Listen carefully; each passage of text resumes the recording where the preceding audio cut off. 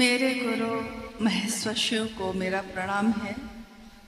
इस कालखंड के प्रथम शिव के शिष्य और हम सबों के परम आदरणीय वरेण्य गुरु भ्राता साहब श्री हरिंदानंद जी के चरणों में मेरा प्रणाम है। शक्ति स्वरूपा माँ नीलमानंद जी के चरणों में मेरा प्रणाम है और चेन्नई के इस हॉल में उपस्थित, इस संगोष्ठी में उपस्थित आप सभी गुरु भाई गुरु बहन के चरणों में मेरा प्रणाम है।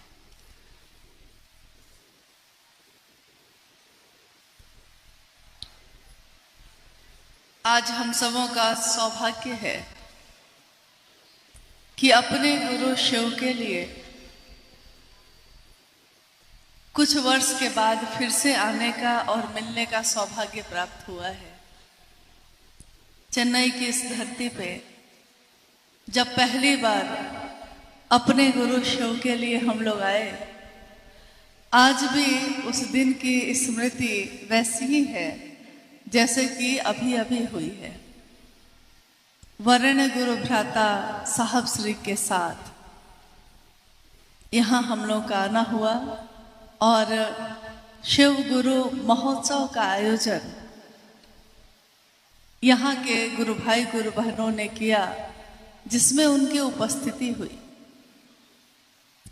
बहुत उल्लास, बहुत आनंद इसके साथ उस आयोजन को संपन्न किया गया और साहब ने कहा उस कार्यक्रम में कि फिर आऊंगा, महादेव की बात मत भूलिएगा। दुनिया में सारी चीजें भूल जाए लेकिन वो महादेव याद रहे। याद नहीं अब कुछ, भूल गया सब कुछ, पर एक बात ना भूली, बस इतना याद रखिएगा कि महादेव मेरे गुरु हैं और इस याद को भूलने मत दीजिएगा। दोबारा फिर जब साहब का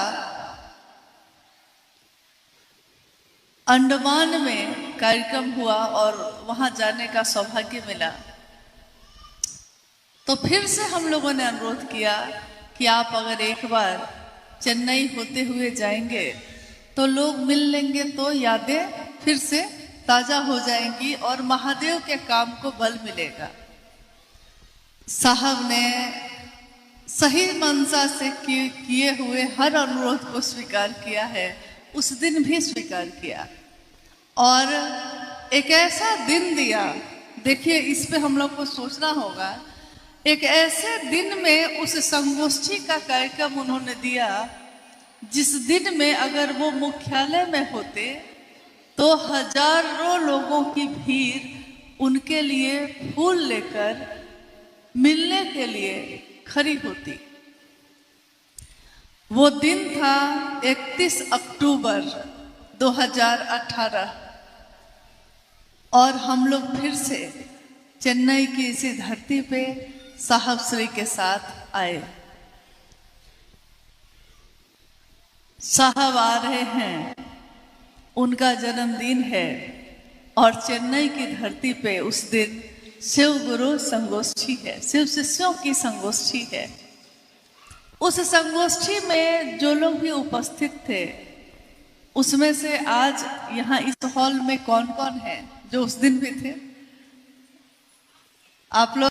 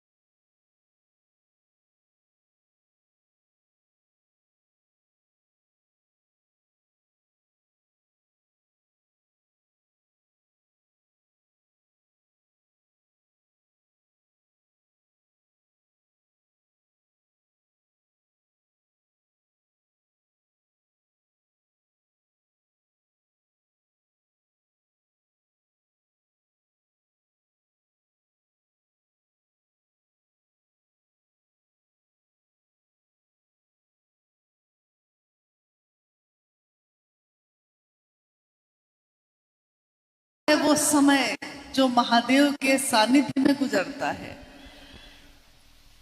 उस पल को फिर हम नहीं जी सकते जो उस दिन हमने जिया था उनके साथ। किनके साथ? जिनकी बात अभी सुबह से आप सुन रहे हैं। शिव 1000 सालों से, हजारों साल से शिव हैं, महादेव हैं।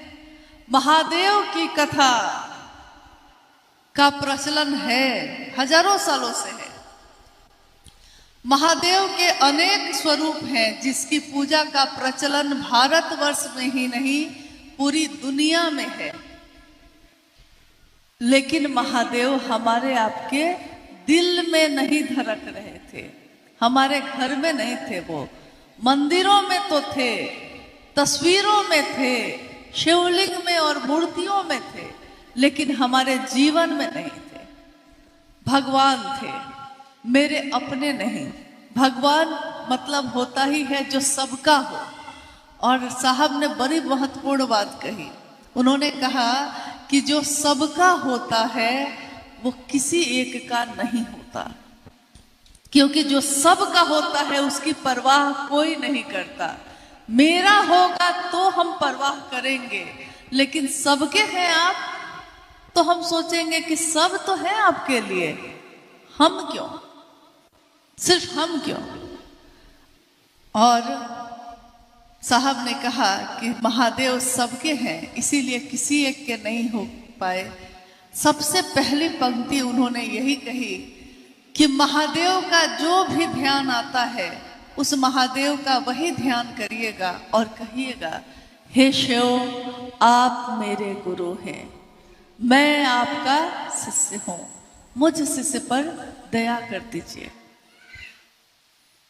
जैसे ही मेरे नाम की घोषणा होती है, आपके नाम की घोषणा किसी ने की होगी कभी, आपने भी बहुत लोगों के नाम की घोषणा की होगी। उस समय को, उस क्षण को याद करिए जिस समय किसी ने आपसे कहा होगा कि आज से और अभी से ये गुरु भाई या ये गुरु बहन, इन्होंने महेश्वर शिव को अपना गुरु बनाया है, इनके नाम की घोषणा शिव के अंतरिक्ष साम्राज्य में दर्ज हो। और कुछ लोगों ने जय घोष किया, कुछ लोगों ने कहा जागा जागा महादेव। ये पंक्ति जैसे गूंजी होगी, आपकी अनुभूति होगी, क्योंकि हमारी भी है, बहुतों की है, कि लगा होगा उस क्षण में कि जैसे कुछ हुआ है, कोई बात प्रवेश कर रही है दिल में, दिमाग में नहीं। कोई बात ऐसी हुई है अभी अभी जो सीधे मेरे दिल में प्रवेश कर रही है और हमारा मन और शरीर रोमांचित हो गया है। कुछ क्षण के लिए ही सही, लेकिन हुआ होगा आपके साथ। यानी ये विचार जो हमारे मन में प्रवेश किया है, इस शरीर में जो मन और दिल और दिमाग रहता है, उसमें उसने कुछ संचरित किया है, कुछ प्रवेश हुआ है हमारे अंदर। क्या हुआ है ये इन आंखों से दिखाई नहीं दिया, इन आंखों से वो नहीं दिखा। बहुत ऐसी चीजें हैं जो आंखों से दिखाई नहीं देती, लेकिन उसके कारण हमारा आपका जीवन चलता है। बहुत ऐसी चीजें हैं। अब आप बताइए, हमारे रिश्ते हैं जगत में, हम आप जीवन में हैं, जन्म लिए हैं तो माँ बाप होंगे। माँ बाप से रिश्ता है, कौन सा रिश्ता है? सिर्फ बोली का है या भाव का है? ज्यादातर लोगों का भाव का ही होता है। पिता का भाव, माँ का भाव, और इधर से पुत्र का भाव या पुत्री का भाव। यानी लौकिक जगत में भी जितने भी रिश्ते होते हैं, रिश्ते तभी टिकते हैं जब उसमें भाव शामिल हो। जब लौकिक रिश्ते भाव पे बनते हैं और अगर भाव नहीं हो तो टूट जाते हैं, तो पारलौकिक रिश्ता के लिए बिना भाव के ही संभव होगा? शुरुआत में तो भाव नहीं होता है, धीरे धीरे होगा। लेकिन धीरे धीरे कैसे होगा? हम करेंगे क्या? हम सिर्फ वो काम करें जो वरेण्य गुरु भ्राता साहब श्री ने कहा है, क्योंकि किसी व्यक्ति ने कहा है इसके लिए नहीं, शिव के शिष्य ने कहा है इसके लिए हमको आपको करना है। सपना जी बैठ जाइए, बैठ जाइए, क्योंकि बहुत कम समय है हम लोग के पास भी और आपके पास भी। जब से हम लोग बैठे हैं इतने ही लोगों में कितने लोग आपस में बात कर रहे हैं। उस दिन भी कर रहे थे जिस दिन साहब उस हॉल में बैठे थे, और उस दिन भी साहब ने एक बात कही थी, पता नहीं आपको याद है कि नहीं है, याद होगा। उन्होंने कहा था कि मैं कहूं कि चुप हो जाओ और तुम चुप हो जाओगे, सन्नाटा हो जाएगा, कहीं कोई आवाज नहीं होगी। सन्नाटा बाहर की चीज है और शांति अंदर की चीज है। बाहर से चुप कराया जा सकता है, लेकिन जब तक आपके मन में हलचल होगी, बाहर भी आप हलचल में ही रहिएगा। लगातार आप किसी न किसी से बात करिएगा, किसी की तरफ देखिएगा, क्योंकि आपका मन भी हलचल में है। तो मन हलचल में है तो उसका असर शरीर पे भी है। हम लोग बात कर रहे थे कि आज जो हम लोग बैठे हैं यहाँ, हम लोग अपने जीवन में बहुत कुछ करते हैं। कितने संबंध हैं हमारे, पति से, माँ से, पिता से, बेटा से, सास ससुर से, भाई से, बहन से, दुश्मन से, दोस्त से, कितने रिश्ते हैं। हर रिश्ते को हम निभाते हैं। बहुत ऐसे भी रिश्ते हैं जिससे हम कोई उम्मीद नहीं रखते। हम नहीं सोचते कि वो मेरे लिए करेगा इसलिए हम उसके लिए करें। मेरा बेटा बीमार हो गया और रात भर बुखार में है, हम माँ हैं, रात भर उसके सिरहाने बैठे हैं। आपके साथ हुआ होगा, आप बैठे होंगे। क्या सुबह जब आप पूरी रात आप जगे रह जाते हैं, आपके मन में एक बार भी ये विचार आता है कि बहुत एहसान किया मैंने उसके लिए? नहीं आता है। मेरा बेटा है, हम नहीं जगेंगे तो कौन जगेगा? मेरे पति भूखे आए हैं, आधी रात हो गई है, आंख बंद हो रही है, बुखार लगा हुआ है, लेकिन हम रोटी नहीं खिलाएंगे तो कौन खिलाएगा? मेरे पति है ना। मेरी पत्नी है, दुख में है, उसका आंसू हम नहीं पोंछेंगे तो कौन पोंछेगा? मेरी पत्नी है ना। मेरी मेरी मेरी, यानी जो शब्द में मेरा लगा है उसकी परवाह हम करते हैं, और जिसमें नहीं लगा है उसकी परवाह नहीं करते। साहब ने इतना ही कहा। उस शिव को कहना, हे शिव आप मेरे गुरु हैं। पहला सूत्र, मेरा नहीं होगा तो आगे के दोनों सूत्र भी हल्के हो जाएंगे। जब आप मेरे ही नहीं हैं तो हम आपकी बात क्यों करेंगे? और जब आपकी बात ही हम नहीं करेंगे तो आपको मेरा मन प्रणाम क्यों करेगा? नहीं करेगा। तो शिव की कथा का प्रचलन तो बहुत दिनों से रहा है। हर दिन आपके जीवन में कभी रामायण की कथा, कभी भागवत की कथा, कभी कुछ कथा तो खूब होता है। क्या आज तक के इतिहास में किसी ने कहीं पे पढ़ा या लिखा या सुना है कि चर्चा, शिव चर्चा, ये कभी सुना था किसी ने? हजारों साल के इतिहास में, शास्त्र में, किताबों में, ग्रंथ में कहीं भी चर्चा शब्द का उपयोग नहीं हुआ है। कथा शब्द का हुआ है। कथाएं बहुत है, वो हम सुना सकते हैं, उससे भी हम सीखते हैं, बहुत कुछ सीखते हैं।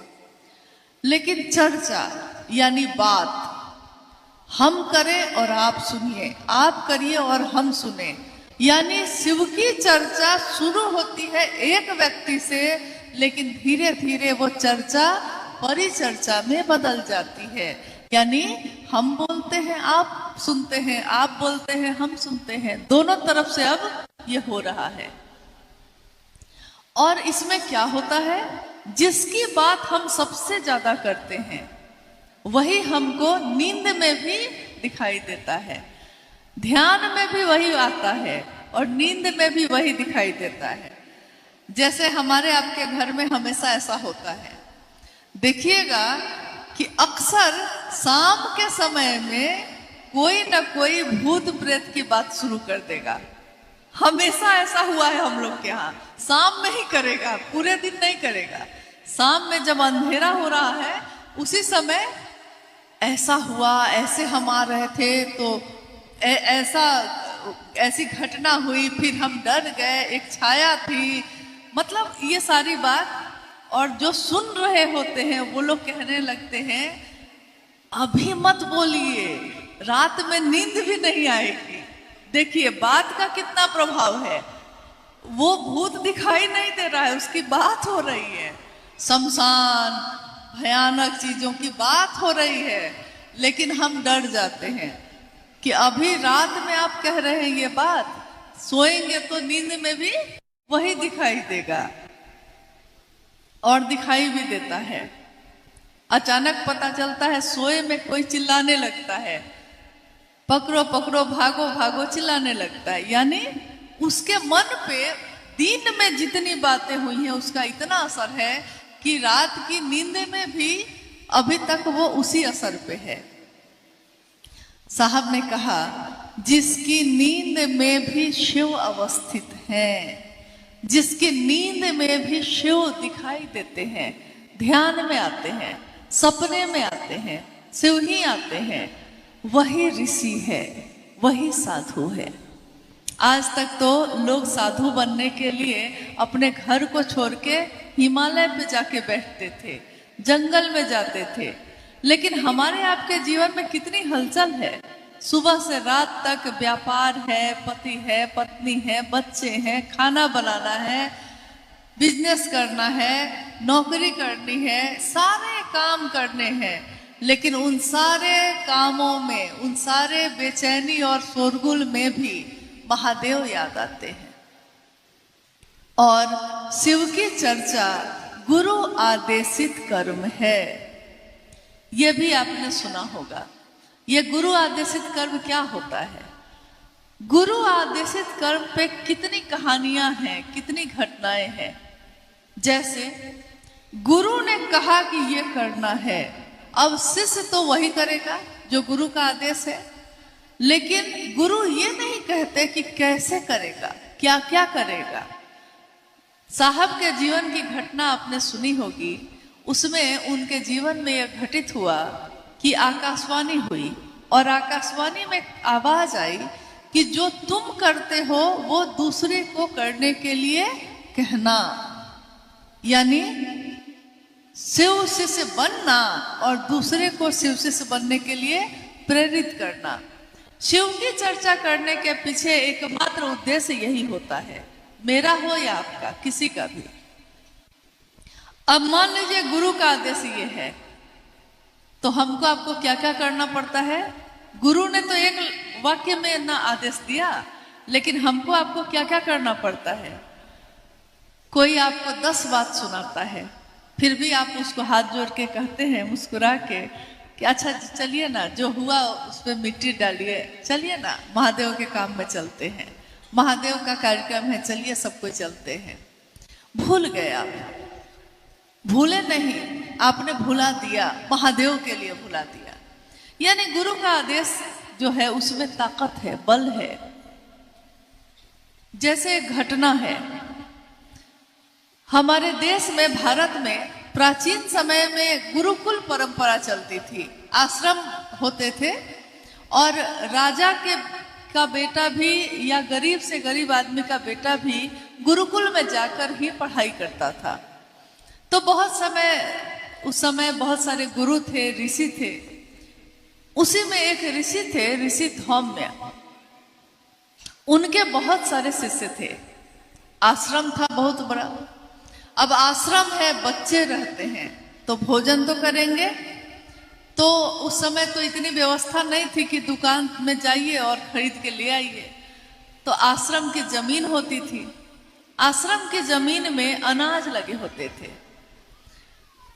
एक रात, जैसे कल रात में चेन्नई में कैसी बारिश हो रही थी, बहुत हो रही थी और सुबह तक हो रही थी।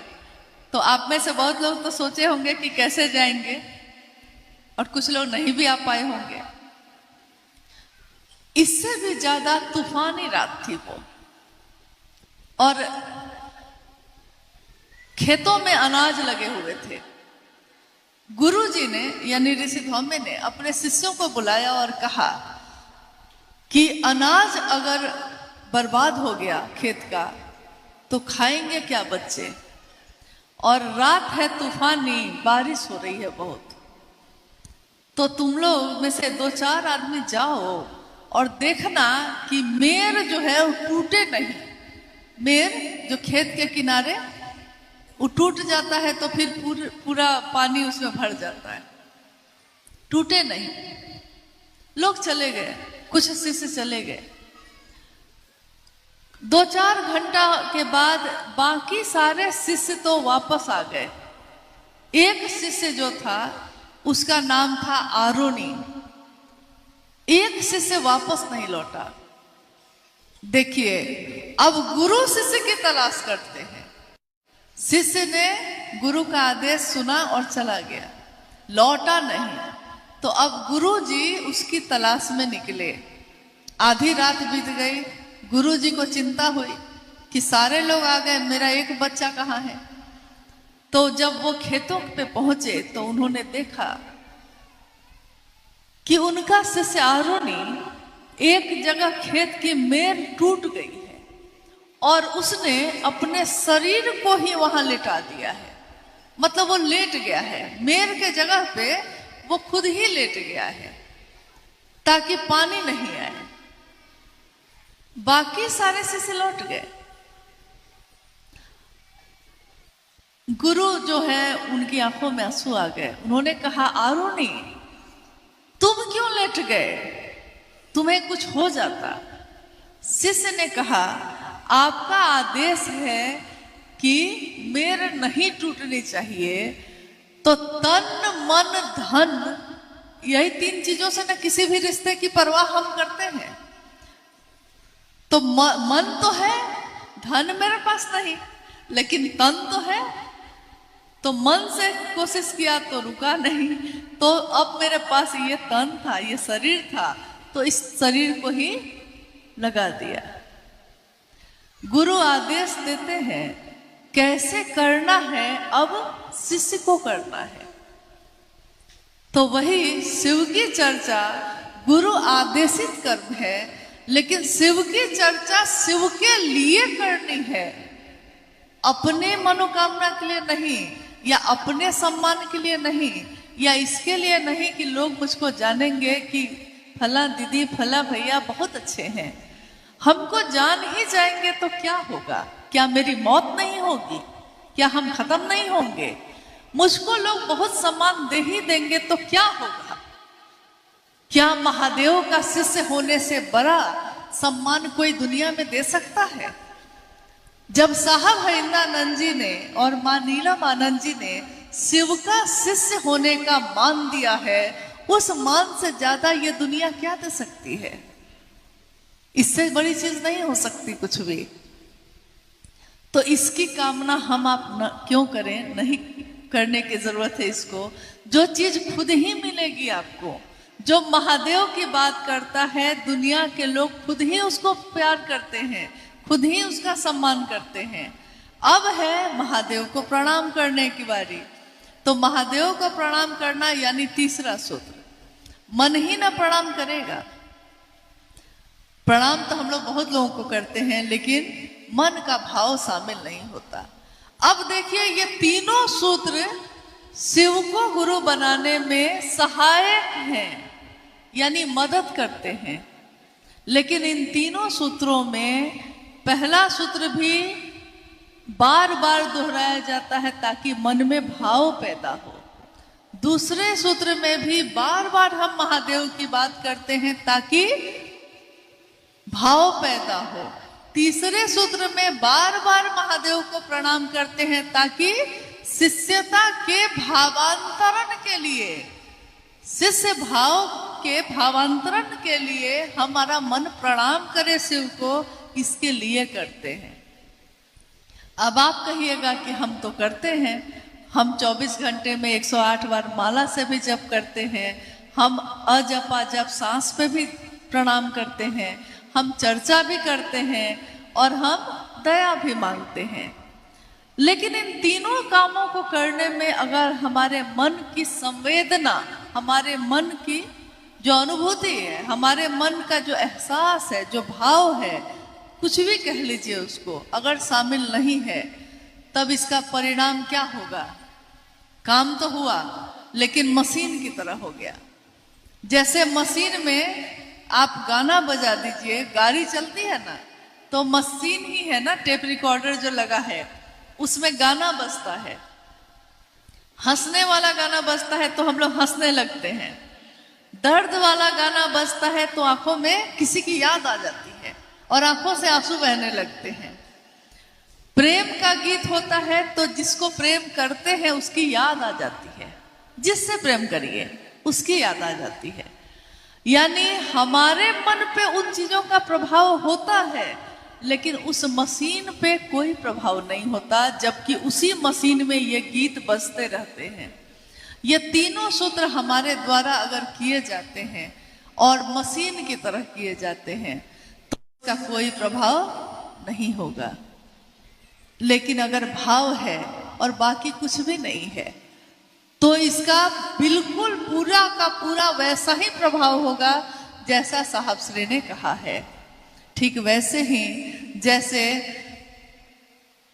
हम अपने बेटी का ब्याह करें, हमारे बच्चों की शादी हम करते हैं ना, बेटी की शादी करें बहुत अच्छे घर में, मतलब बड़े घर में, खूब पैसा हो, बड़ी नौकरी हो, बड़ा बिजनेस हो, घर में सारी सुख सुविधा हो, सब कुछ उसको मिल जाए, वो आभूषण से लद जाए मेरी बेटी, और पति का भाव नहीं दे, तो उस बच्ची के लिए सारी चीजों का क्या अर्थ है? बहुत बड़ा घर, बहुत बड़ी गाड़ी और गहनों से भरी हुई अलमारी, उसके लिए क्या अर्थ होगा अगर पति का भाव नहीं देता है? तो जब लौकिक जीवन में हमारे साथ ऐसा होता है कि अगर हमारा भाई का भाव न दे तो दिल तड़पता है, दुखता है। मेरे साथ रहने वाला कोई मेरा मित्र का भाव न दे, मित्र बन के अगर कोई विश्वासघात कर दे तो जीवन भर हम इस पीड़ा से उबर नहीं पाते। यानी सारे कर्म कांड हैं लेकिन भाव नहीं है। अब महादेव की पूजा में हम क्या करते हैं? जल चढ़ाते हैं, बेलपत्र चढ़ाते हैं, फूल पत्ती फल मिठाई चढ़ाते हैं, सारे आयोजन हैं उसमें। शिव की चर्चा में हम दरी बिछाते हैं, माइक गाते हैं, चर्चा करते हैं, सारे आयोजन किया है हमने, लेकिन मन में भाव नहीं। महादेव क्या ग्रहण करेंगे? ये जो दरी बिछाई मैंने वो, ये माइक लगा है वो, या हम लोग एक साथ यहाँ आके बैठे हैं और 1 घंटे बाद चले जाएंगे वो? नहीं, वो तो भाव के भूखे हैं। भाव सत्ता है और भाव सत्ता से भाव के स्तर पे ही संपर्क हो सकता है, उसके नीचे संपर्क नहीं हो सकता। कोशिश आप कर सकते हैं।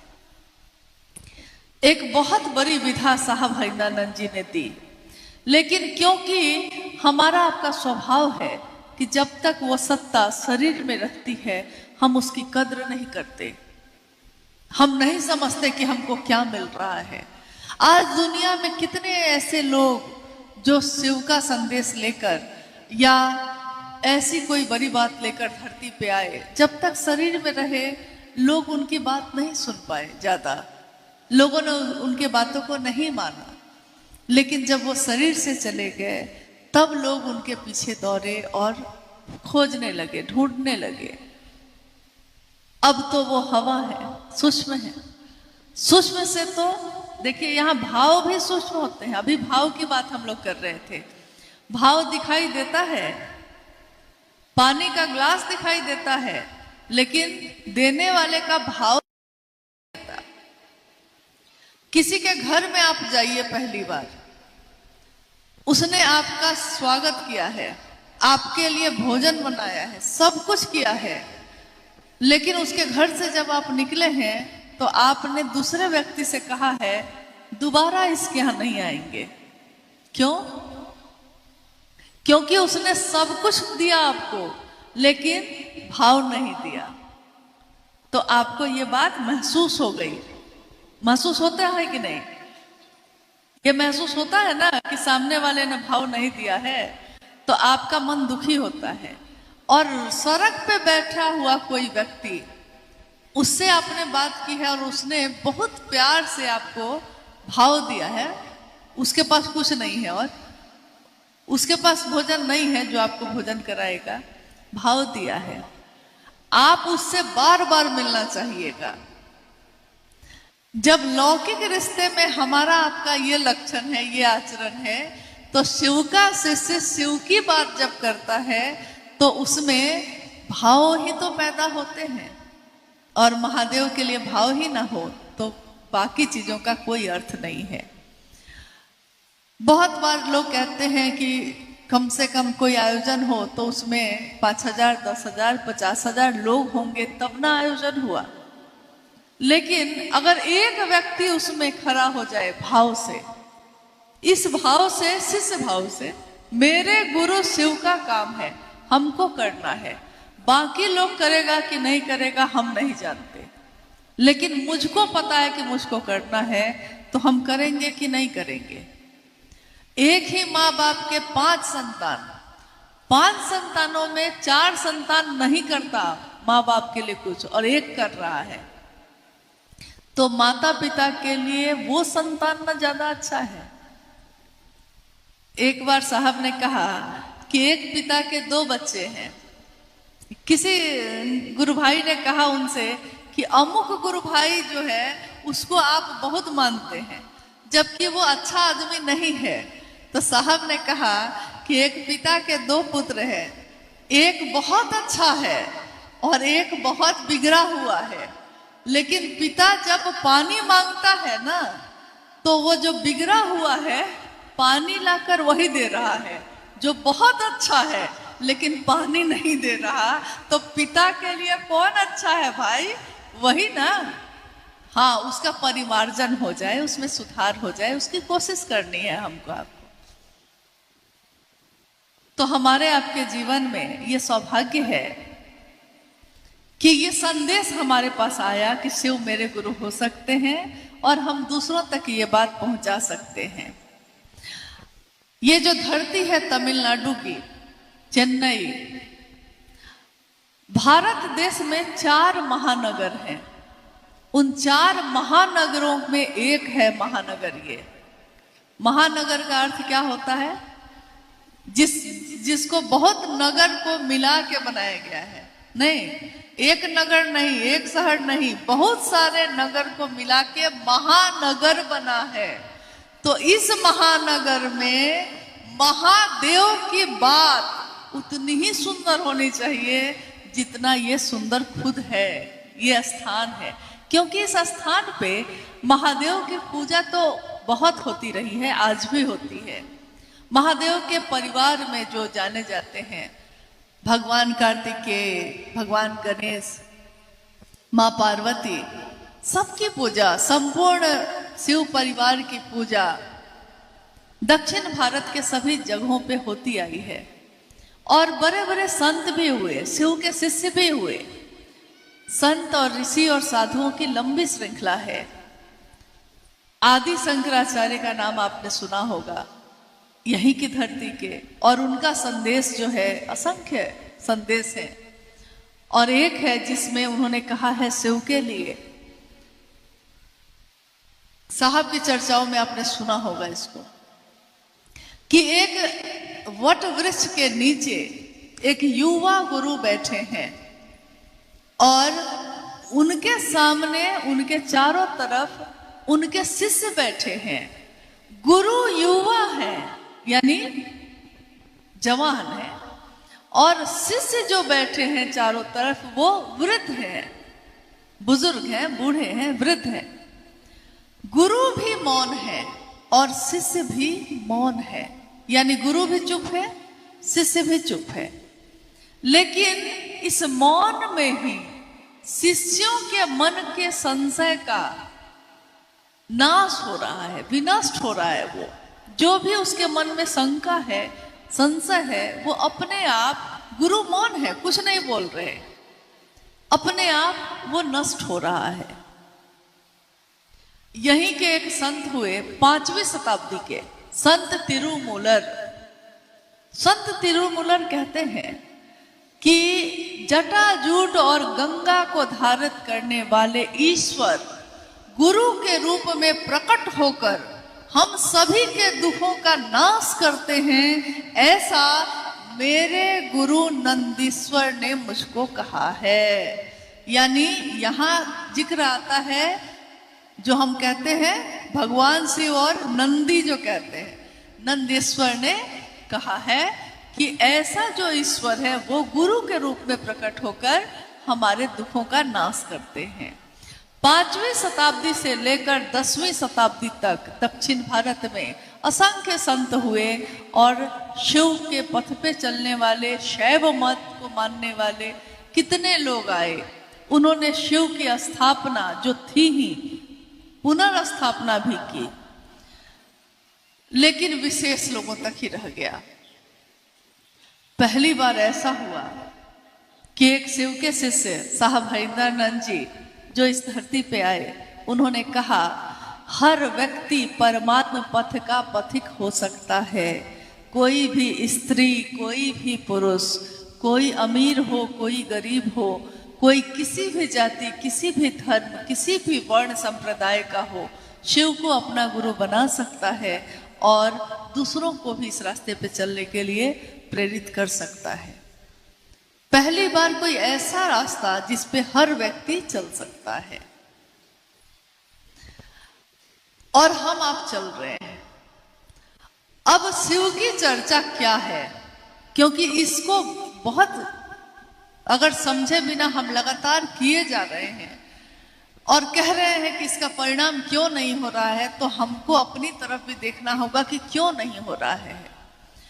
बाकी सारे आयोजन जो भी हम अपने जीवन में करते हैं वो आपका अपना मामला है, वो आप अपनी रुचि के अनुसार करते हैं। आपको जिसमें आस्था है, आपको जिसमें विश्वास है, उसके अनुसार करते हैं आप। लेकिन शिव की चर्चा शिव के लिए करनी है और किसके अनुसार करनी है? जिन्होंने ये संदेश दिया है। इसमें हम अपनी भावना या अपने अनुसार नहीं मिला सकते। उन्होंने साफ कहा है कि शिव को गुरु बनाकर शिव की बात करना है, 3 सूत्र करना है, इसके अलावा और कुछ उन्होंने नहीं कहा। लोगों ने पूछा साहब से कि हम तस्वीर लगाएं कि नहीं, हम प्रसाद चढ़ाएं कि नहीं। बहुत लोग तस्वीर लगाते हैं, प्रसाद भी चढ़ाते हैं। भजन करें कि नहीं, भजन ज्यादा हो कि चर्चा कम, चर्चा ज्यादा हो कि भजन कम, जैसी बहुत सारी चीजें। हम रुद्राक्ष की माला पहने कि नहीं पहने, हम कंगन 12 दाना का पहनते हैं, टूट जाता है, फिर गुथवा के पहने कि नहीं पहने, छोटी छोटी बहुत सारी बातें। साहब हरिंदरानंद जी ने कहा, मेरे गुरु शिव ने मुझसे कहा है कि जो तुम करते हो वो दूसरों को करने के लिए कहना, इसके सिवा मेरे गुरु ने कुछ नहीं कहा। तो जो मेरे गुरु ने कहा है उतना भर मैंने आपको कहा। अब इसके बाद आप क्या करेंगे, कैसे करेंगे? किसी को चाय पिला के महादेव का शिष्य बनाइएगा, कि किसी को भैया दीदी कह के बनाइएगा, कि किसी को भोजन करके बनाइएगा, ये अब आपका विषय है। शिव का शिष्य बनाना है आपको, कैसे बनाइएगा ये अब आप जानिए। इसीलिए शिव की चर्चाओं में कोई नियम और कानून नहीं है, क्योंकि जगत गुरु शिव इसके गुरु हैं, तो नियम तो उन्हीं के चलेंगे। और जगत गुरु शिव किसी पे कोई नियम नहीं बना सकते, क्योंकि जगत के हर व्यक्ति के लिए वो उपलब्ध हैं। वो नहीं कह सकते कि हम तुम्हारे गुरु हैं और तुम्हारे नहीं होंगे। तो आइए हम लोग इस पे बात करते हैं कि अगर कोई जिज्ञासा आपके तरफ से आई है लेकिन अभी जो लगातार हम लोगों ने बात की तीनों सूत्रों पे या शिव की चर्चा पे, वो इसलिए की कि बिना समझे हम लगातार किए जा रहे हैं। ये कथा का आयोजन नहीं है। शिव की चर्चा बिल्कुल अलग है बाकी सभी चीजों से। इसमें गुरु शिव है, बाकी यहाँ कोई विद्वान या गुरु नहीं है। हम भी शिव के शिष्य हैं और आप भी शिव के शिष्य हैं। कोई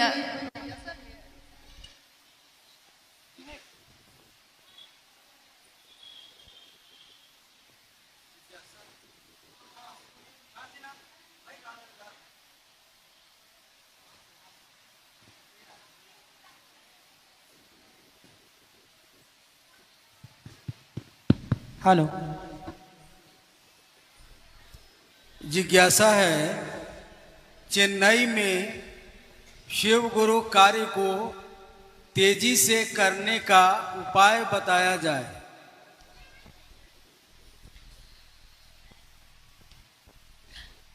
उपाय बताएंगे तो बुरा तो नहीं मानिएगा क्योंकि अपने दिल से जानिए दूसरे का हाल।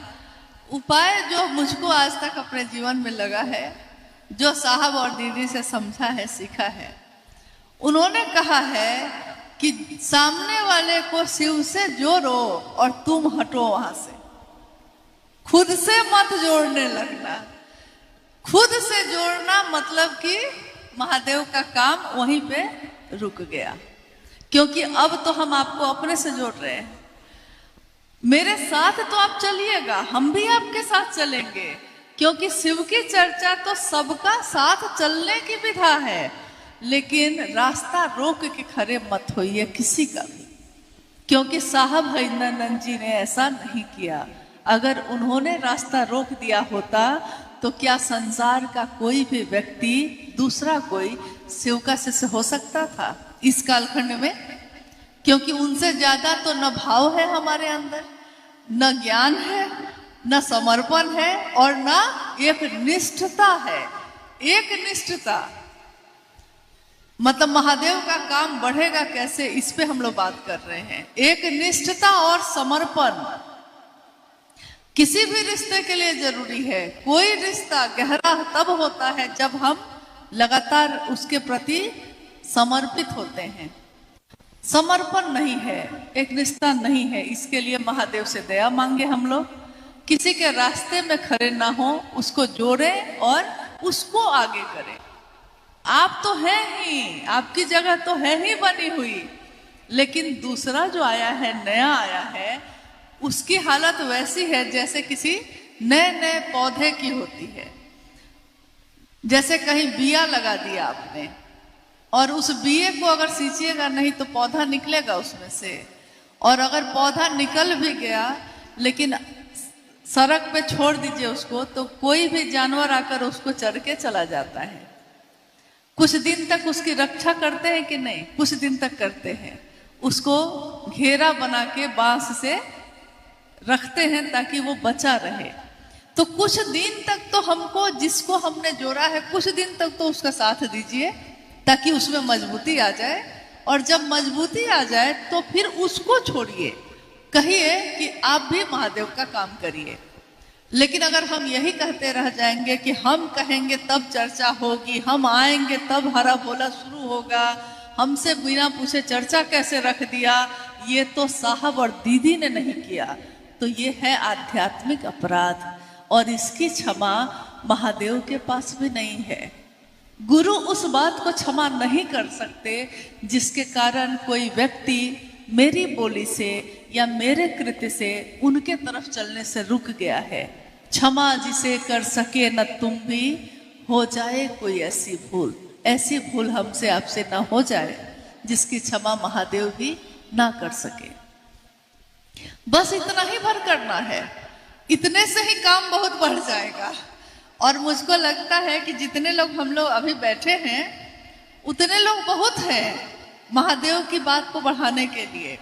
अब जैसे रहना है इस देश, तो दूसरे देश में आप अपने गांव से आए हैं और आप यहाँ हैं। अब यहाँ की भाषा अलग, यहाँ की संस्कृति अलग, और यहाँ के होकर ही ना आप महादेव की बात उन तक पहुंचाइएगा।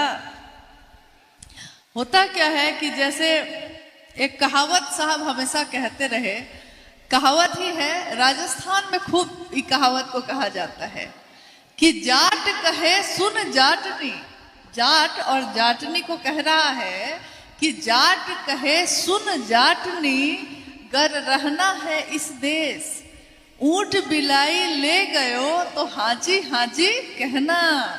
मतलब राजस्थान की कहावत है ये कि जाट जाटनी को यानी अपनी पत्नी को कहता है कि अगर तुमको इस देश में रहना है तो लोग अगर कह रहे हैं कि बिलाई बिल्ली ऊंट को लेकर चली गई, बिल्ली ऊंट को लेकर जा सकती है, लेकिन अगर वहां के लोग कह रहे हैं तो तुम कहो कि हाँ हाँ हाँ आप सही कह रहे हैं, क्योंकि तुमको रहना है इस देश। तो आपको रहना है यहाँ, और यहाँ रह के महादेव की बात करनी है तो पहले जो यहाँ हैं उनके अपने बनिएगा, थोड़ा नजदीक होइएगा उनके, तब ना वो आपकी बात सुनेंगे। और कोशिश ये करनी है कि जो मूल है यहाँ रहने वाले लोग हैं उनके जीवन में शिव शिष्यता का प्रवेश करवाइए, तो महादेव का काम हुआ ना। तो इसके लिए थोड़ा सा मतलब हाजी हाजी कहना भी सीखना चाहिए। अपने गुरु के लिए झुक सकते हैं तो झुकना चाहिए। एक जिज्ञासा और है, शिव गुरु चर्चा में अधिक भजन नाच गान करना कहाँ तक उचित है? कुछ लोग मना करने पर भी नहीं मानते हैं, कृपया समझाया जाए।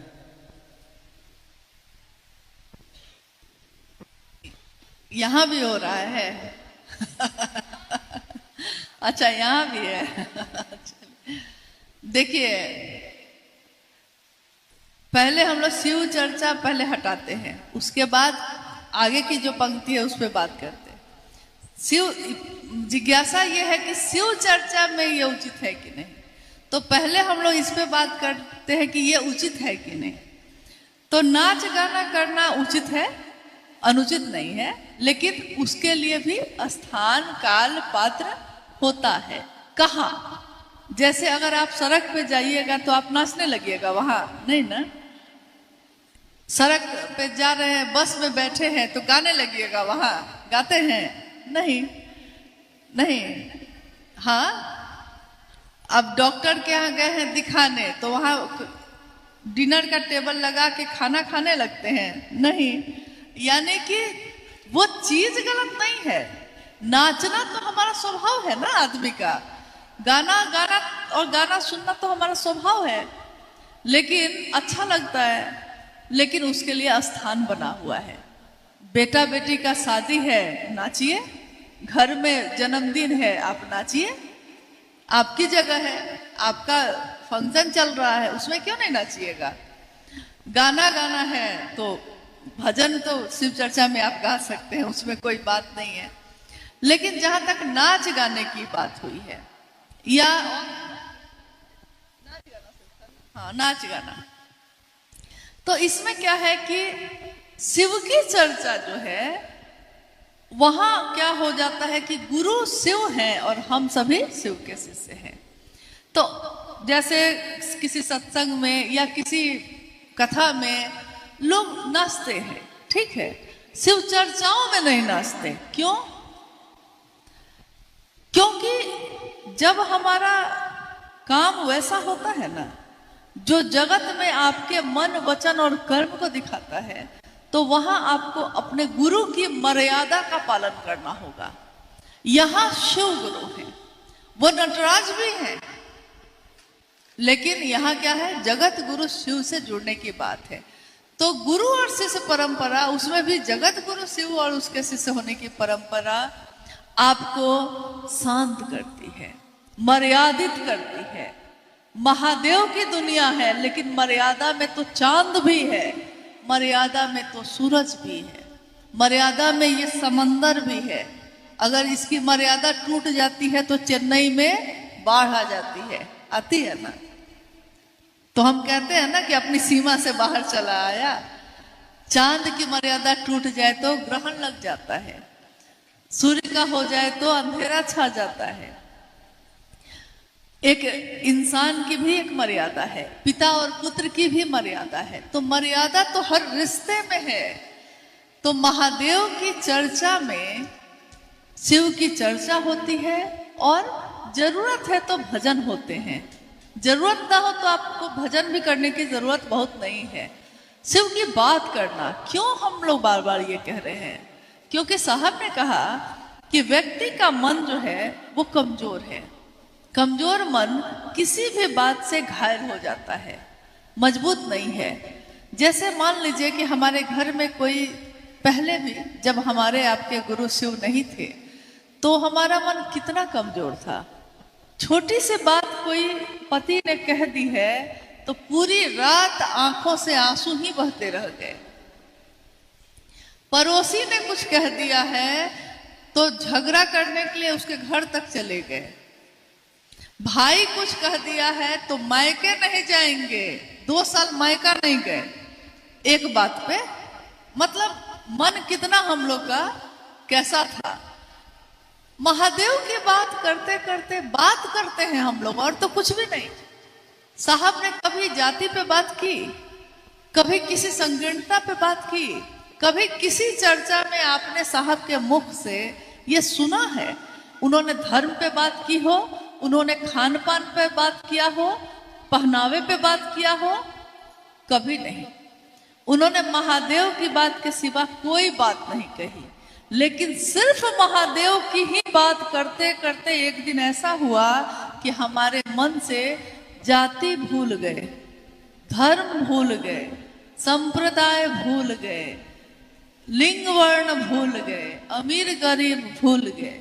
एक साथ बैठने लगे, एक साथ खाने लगे, एक साथ चलने लगे, एक दूसरे की कद्र करने लगे। और यहाँ तक कि बड़ी से बड़ी बात होती है घर में और मन पे उसका कोई असर नहीं होता। जैसे ही लगता है कि आप रोएंगे कि उसी समय कहीं ना कहीं से कोई ना कोई आके कह देता है कि चलिए महादेव की चर्चा में। या कोई ऐसा व्यक्ति मिल जाता है जिसको देखते लगता है कि अरे महादेव की बात कर लेते हैं। जैसे ही महादेव की बात शुरू करते हैं हम भूल जाते हैं कि अभी अभी घर में क्या हुआ था। और जब लौट के आते हैं तो सोचते हैं कि कितना मामूली बात तो थी, कौन सी बड़ी बात थी जिसके लिए झगड़ा करे, कौन सी बड़ी बात थी जिसके लिए रोए। ये आंखों के आंसू अब इतने कीमती हैं कि हर बात पे हम लोग नहीं बहाते। नहीं, यानी मन मजबूत हुआ, महादेव की बात करने से मन मजबूत हुआ। ये एक ऐसी विधा है, एक ऐसा तरीका है जो हमारे मन को मजबूत करता है। साहब श्री की लिखी हुई एक किताब है, आओ चलें शिव की ओर। आप में से किसी ने पढ़ा है उसको? इधर? अच्छा, आप पढ़े हैं। आओ चले शिव की ओर में एक आलेख है। मतलब आपने अगर नहीं पढ़ा हो तो कोशिश करिएगा कि कभी मिल जाए तो जरूर पढ़िए। साहब की बात है, इससे आपको मार्गदर्शन मिलेगा सही रास्ता देखने में और चीजों को समझने में भी। उन्होंने एक पंक्ति लिखी है, शिव का गुरुपद, एक आलेख है। उस आलेख की पहली पंक्ति है, मनुष्य की शारीरिक शक्ति से ज्यादा बलशाली होती है उसकी मानसिक शक्ति, और मानसिक शक्ति से भी बलशाली होती है उसकी आध्यात्मिक शक्ति। इसी पे उन्होंने एक उदाहरण दिया था। जिस दिन उन्होंने लिखा था इसको तो उन्होंने कहा कि एक गांव में कैसे शरीर से ज्यादा शक्तिशाली मन कैसे होता है और मन से भी ज्यादा शक्तिशाली आध्यात्मिक ताकत कैसे होती है, इसका उदाहरण उन्होंने दिया। उन्होंने कहा कि एक गांव में एक व्यक्ति सालों से उसको लकवा मार गया था, लकवा ग्रस्त था। तो लकवा पूरे शरीर में मारा हुआ था, बिस्तर पे था सालों से। खाना भी कोई उसको बिस्तर पे ही जाके खिलाता था, भोजन पानी शौच सब कुछ बिस्तर पे, उठ ही नहीं सकता था। एक दिन गांव में आग लग गई और ज्यादातर गांव में घर एक दूसरे से सटे हुए होते हैं, एक घर में आग लगेगी तो दूसरे में भी, फिर तीसरे चौथे, एक साथ पूरी बस्ती जल जाती है। तो गांव में आग लग गई, सब कोई, आग लगी ना तो सब कोई घर से बाहर भागने लगा प्राण बचाने के लिए। और जब प्राण बचाने की बात आती है तो लोग भूल जाते हैं कि दूसरे का भी प्राण बचाना है, सबसे पहले अपना बचाना है। तो सारे लोग भूल गए, घर के लोग, कि हमारे घर में कोई बिस्तर पे भी है। डर के मारे सारे लोग बाहर भागने लगे। बाहर जो भाग रहे हैं तो देखते क्या है कि वो व्यक्ति जो सालों से बिस्तर पे पड़ा हुआ था वो उनसे भी आगे आगे भाग रहा था। तो लोग आश्चर्य में रह गए कि ये कैसे हुआ। तो हुआ क्या था, हुआ कुछ और नहीं था। उसने पहले इंतजार किया कि कोई मुझको बचाएगा, लेकिन देखा कि सब बाहर भाग रहे हैं, कोई मेरी तरफ देखता ही नहीं है। तो उसके शरीर की जो जितनी ताकत थी ना, उसके मन में एकत्रित होने लगी। मन को उसने मजबूत करना शुरू किया। उसको लगा कि कोई मुझको नहीं बचाएगा, अब मुझको खुद ही बचना होगा। मन में ताकत बढ़ी, लेकिन मन की भी ताकत काम नहीं की। तो उसने उसको याद किया जो उसका इष्ट था, जो आराध्य था। तो उसने महादेव को याद किया और कहा कि आप ही अब बचाइएगा।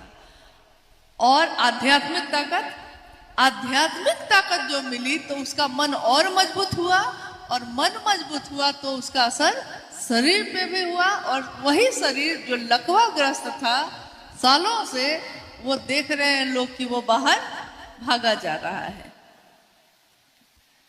यानी साहब ने कहा कि शिव की चर्चा आपके मन को मजबूत करती है। इसमें आध्यात्मिक ताकत जो महादेव की है वो आपके मन में उतरती है, और मन की ताकत मजबूत होती है तो शरीर पे भी उसका असर होता है। बहुत ऐसे गुरु भाई गुरु बहन हैं जो चलने में जिनको बहुत दिक्कत होती थी, और कुछ समय के बाद जब वो आए तो उन्होंने कहा कि साहब से कहा कि क्या करें।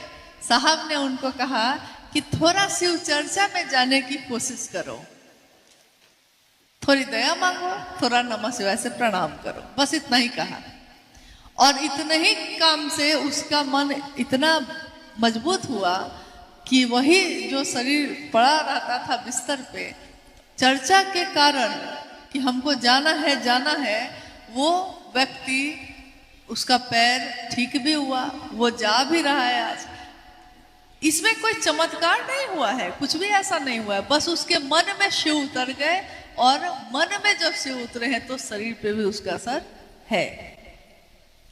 जैसे हमारे जीवन में होता है, आप लोगों को देर हो रही है, लेकिन जैसे हमारे जीवन में होता है, आपको बुखार लगा हुआ है, सुबह से आप बिस्तर पे हैं, घर के लोग कह रहे हैं कि खाना कैसे बनेगा, आप कह रहे हैं कि हमसे तो नहीं बनेगा क्योंकि हम बहुत बीमार हैं। और उसी समय कोई ऐसा व्यक्ति आपके घर में आ गया है जिसको आप बहुत पसंद करते हैं, जो आपको बहुत अच्छा लगता है। अब वो आया है आपको देखने कि सुने हैं कि बीमार है आप। अरे नहीं भैया, बीमार तो है, लेकिन बैठिए ना, आपके लिए चाय बनाते हैं अभी। तो वो कहेगा नहीं नहीं दीदी, आप बीमार हैं, आप कैसे चाय बनाइएगा, आप लेटे रहिए, हम तो आपको देखने आए हैं। भैया बुखार तो लगा हुआ है, लेकिन आप आए हैं तो पानी भी नहीं पिलाएंगे। आप ही हैं जो अभी अभी बिस्तर पे थे और घर के लोगों के लिए आप कुछ भी करने के लिए तैयार नहीं थे, और अभी आपके भैया जी आ गए जो आपको बहुत पसंद है, तो आप उनके लिए चाय बनाने लगे। कैसे?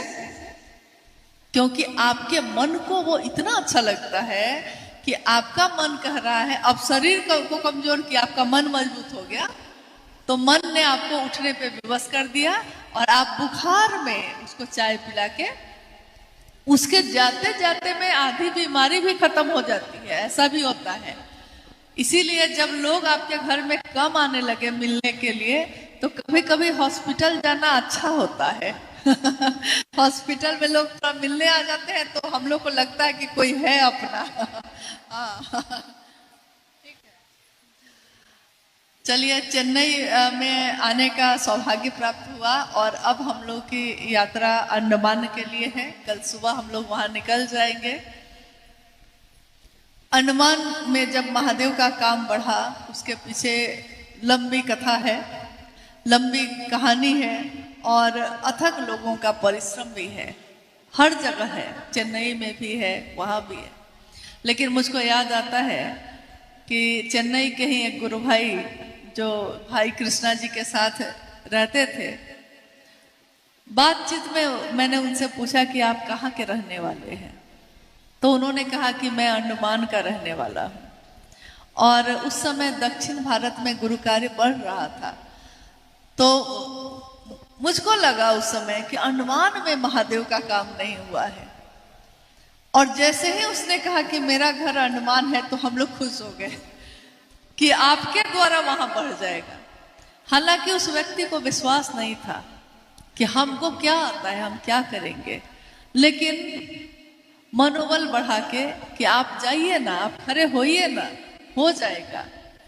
और पिछली बार जब साहब आए थे 31 अक्टूबर 2018 को, उसी समय साहब से हम लोगों ने समय लिया था अंडमान का। और जब साहब ने समय दिया था 3 नवंबर का, उस समय तक अंडमान में शिव शिष्य है भी कि नहीं हम लोग को पता नहीं था, और समय ले लिए थे साहब का। चेन्नई का वही गुरु भाई कृष्णा जी बैठे हैं, अभिभूषण, वो बच्चा बेचारा गया पंपलेट लेकर। उसने कहा था उस दिन कि हम क्या बोलेंगे लोगों से, क्योंकि हमको चर्चा करने नहीं आती है। तो हम लोगों ने कहा था उसको कि कुछ नहीं करिएगा, सड़क पे जो लोग आते होंगे ना, पंपलेट देकर हाथ जोड़कर कहिएगा कि मेरे गुरु शिव का कार्यक्रम है, आप लोग जरूर आइए, उसमें साहब हरिंद्रानंद जी आ रहे हैं। और उस व्यक्ति ने, उस गुरु भाई ने यही कहा। और चेन्नई पहुंचते पहुंचते उसका फोन आया कि दीदी यहाँ तो कमाल हो गया। क्या हुआ? तो जब मैं पंपलेट बांट रहा था, उसी समय मुझको नेपाल के कुछ लोग मिले। देखिए, आज भी नेपाल के हैं जनकपुर के ही है। हाँ, नेपाल के लोग मिले। एक लड़की मिली जिसने कहा, उसको विश्वास ही नहीं हुआ, उसने कहा कि साहब जो शिव की चर्चा शुरू की है वो साहब, उनकी बात कर रहे हैं आप। तो उसको विश्वास ही नहीं हुआ कि अंडमान में साहब हरिंद्रानंद जी आ रहे हैं। वो जाकर नेपाली बस्ती में उसने सबको बताया, और जब वहां के लोग आकर इन लोगों से मिले तो पता चला कि वो जनकपुर की रहने वाली एक गुरु बहन वहां 18 सालों से शिव की चर्चा कर रही थी, वहां साप्ताहिक चर्चा और प्रतिदिन की चर्चा। और आश्चर्य की बात यह थी कि 18 सालों में हर साल वो अपने गांव जनकपुर गई, और उसने कहा कि मैं हर साल जाती थी एक बार अपने घर, और वहां जाकर लोगों से कहती थी कि मुझको एक बार साहब से मिलवा दो। कोई लेकर नहीं गया मुझको। और आज देखिए, 18 सालों से इंतजार जो करते रहे, आज साहब खुद ही अंडमान आ रहे हैं। और जब हम लोग वहां पहुंचे, वो लोग मिलने आए, उनकी आंखों से आंसू बह रहे थे लगातार, और यही कह रही थी वो कि जिनसे मिलने के लिए मैं सोचती ही रह गई और नहीं मिलाने ले गया कोई, आज वो खुद ही आ गए। कहते हैं साहब, भावेन लभ्यते देवता, भावेन देव दर्शनम। भाव अगर दर्शन का हो तो कौन आपको दर्शन नहीं देता है। भाव तो जगे जरा, महादेव का ध्यान तो हो जाए जरा। महादेव के लिए भी अगर ये भाव हो जाए तो महादेव का भी दर्शन होता है। सहज प्रेम से ही परमात्मा भी लभ्य होते हैं। तो उसी धरती पे फिर से जाने का सौभाग्य कल हम लोग का हो रहा है। आप लोगों से भी अनुरोध है कि चेन्नई और उसके आसपास उठिए, जागिए, और तब तक मत सोइए कि जब तक महादेव का कुछ काम न बढ़ जाए। सपना देखना अच्छी बात है, लेकिन सपना वो देखिए जो आपको सोने नहीं दे, जो आपको जगा दे। जागा जागा महादेव सिर्फ बोली में नहीं हो। महादेव का काम तब होगा जब महादेव का झंडा हर जगह पे लहराता दिखे। शिव के शिष्यों को इतने ही से खुशी होती है। मेरे महादेव का नाम लिया किसी ने, हमारा लगता है कि उसी में सारा जीवन खिल गया, सारी बगिया में फूल खिले हैं। नहीं, लेकिन एक तू ना मिला सारी दुनिया मिली भी तो क्या है। मेरा दिल ना खिला सारी बगिया खिली है तो क्या है। मेरा दिल खिल जाए और महादेव मुझको मिल जाए, साहब दीदी मिल जाए, इससे ज्यादा और क्या चाहिए। तो बस इसके लिए, महादेव के लिए महादेव का काम करिएगा। जीवन रहा और मौका मिला तो फिर हम लोग भेंट करते रहेंगे, आते जाते रहेंगे। कभी आप आइए, कभी हम आए, लेकिन सबसे जरूरी यह है कि महादेव का काम बढ़ सके, इसकी कोशिश करिएगा। जितनी मदद हम लोग के पास सामर्थ्य तो बहुत कम है, लेकिन महादेव की दया से जो भी पाया है, जितनी मदद हो सकेगी जरूर करेंगे। लेकिन आपको मदद की जरूरत है नहीं, आप खुद ही बहुत समर्थ में हैं, बहुत समर्थवान हैं, आप कर सकते हैं। बस इतनी कोशिश है और इतना ही अनुरोध है कि करिएगा जरूर, अपने साहब के लिए, अपनी दीदी के लिए, अपने महादेव के लिए, और किसी के लिए नहीं। आप सभी के चरणों में प्रणाम है, आप सबको।